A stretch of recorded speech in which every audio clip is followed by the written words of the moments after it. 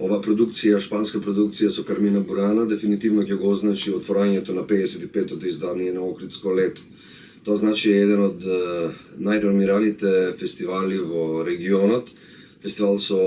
голема традиција, фестивал со феноменални гости во изминатите 55 години, традиција која што не само што не е за подценување, туку фестивал кој што се вреднува и вбројува во еден од најреномираните фестивали во Европа. Да се биде 55 годишен фестивал, тоа значи во прегратката на овој фестивал да бидат продукции, театарски представи, врвни музички имиња, големи дела кои што кружеле низ фестивалите во светот и ја представувале светската култура на различни точки на оваа планета. Охридско лето се вбројува во фестивалите кои што со достоинство го носи своето име, еден од најреномираните фестивали во Европа. Охридско лето е фестивал, како што реков, што заслужува еден вид на признание за ширење на вистинската култура и уметност која продира во длабината на човековото срце. Кичот е состојба на духот која што ги покрива некои надворешни сензори и кои што ја пара душата или духот на гледачот, го разнебитува, го уништува. Доколку, да речеме, туризмот во Охрид и во државата се посвети на формирање на културни настани кои што ќе бидат адекватни на Охридско лето, ние ќе имаме земја каде што ќе цвета културата, уметноста, ќе имаме народ кој што ќе се гордее со вистинските вредности и се разбира ќе го облагородува духот. Но налетот на кичот не само во Македонија, туку и во регионот е толку силен и толку моќен, меѓу другото заради големата тензија политичка која што е создадена во регионот,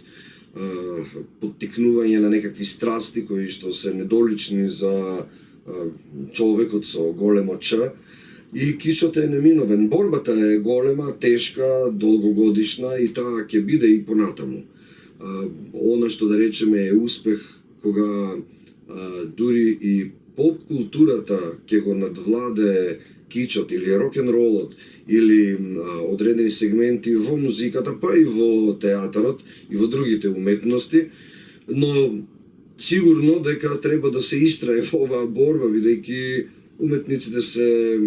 мисионери на духовноста на еден народ и тоа е борба која што ќе ја водиме додека сме живи.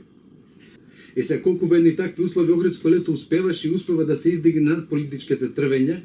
и реално да нуди програмски содржини со силни и универзални авторски пораки.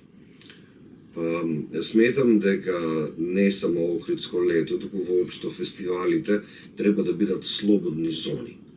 Слободна зона на добрата мисла, слободна зона на убавите представи и уметноста никако не сме да влезе во замката на политичките игри и манипулации. Охридско лето никогаш не го дозволил тоа. Програмата на Охридско лето се работи автохтоно, се работи слободно, без притисоци, се работи по слободната мисла на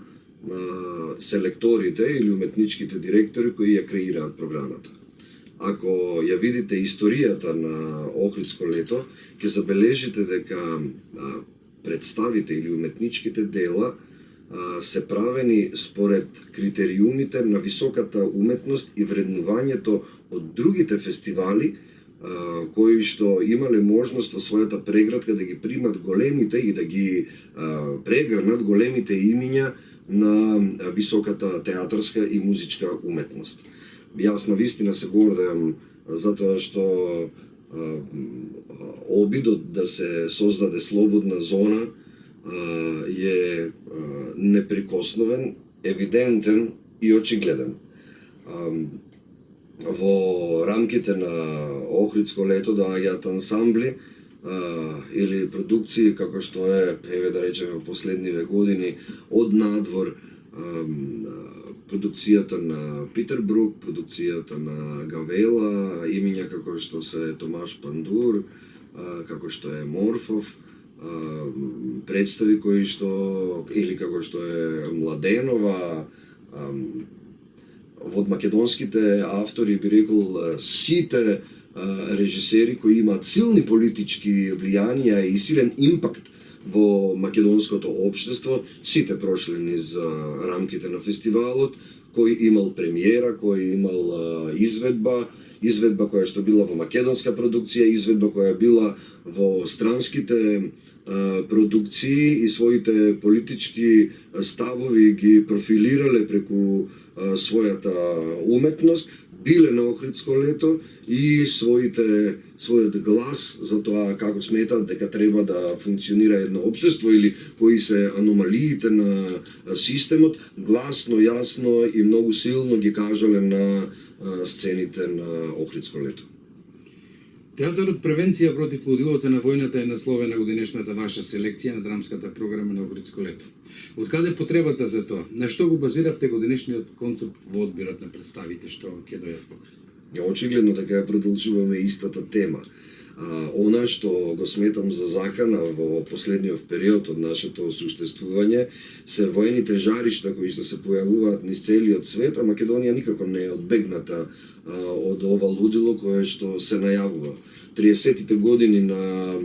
20-тиот век, како се разбира и почетокот на 20-тиот век, најавија големо лудило во националистичката експанзија во името на мирот и во името на добросостојбата.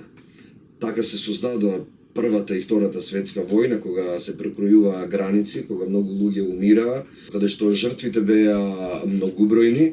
и тоа лудило сметам дека на некој начин треба да се прекине со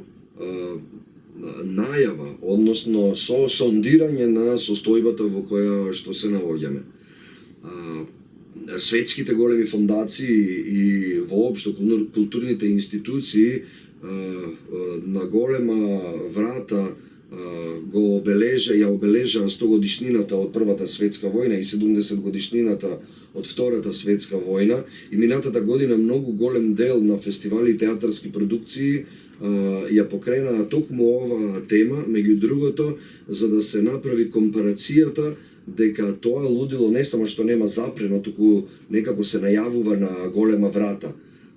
Не зборувам само за жариштето во Европа, како што е Украина или Балканот, кој што повторно на некој начин се вжештува и би најавило како втора изведба или како второ издание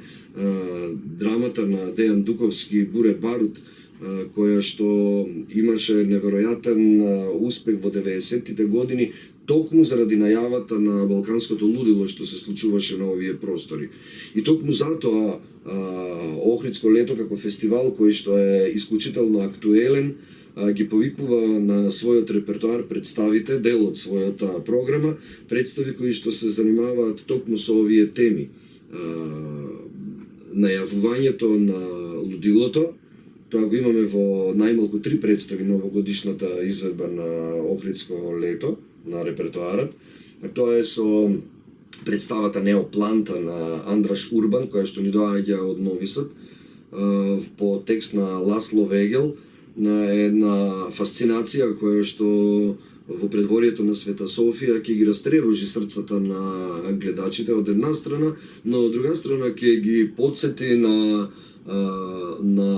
проблемите и принципите на суштествување токму на македонците кои што проаѓале низ слични вратоломи во однос на системите кои што биле на овој простор. Исто така е и представата на нашиот клас на Слободјане, која што ни доаѓа од Израел, во еден од најголемите продукции на Израел од Тел Авив, Камери театар и Хабима театар од Тел Авив, националниот театар, кои што ни нудат една театарска представа која што зборува за растењето на фашизмот и последиците кои што еврејскиот народ ги трпи токму во Полска. И се разбира како завршница ќе ја имаме на истата оваа тема продукцијата на Националниот театар од Љубљана во авторскиот тим на македонски тим. Со гордост можам да го најавам затворањето на Охридско лето, каде што ќе се појави нашиот реномиран режисер Александар Поповски со најновиот текст на Горан Стефановски, фигурае Венерис Historiae и музика на Кирил Джајковски. Тие исто така зборуваат за Првата светска војна и зборуваат за таа некоја висока класа која што е некаков поддржувач на расколот или поддржувач на уништувањето на човештвото.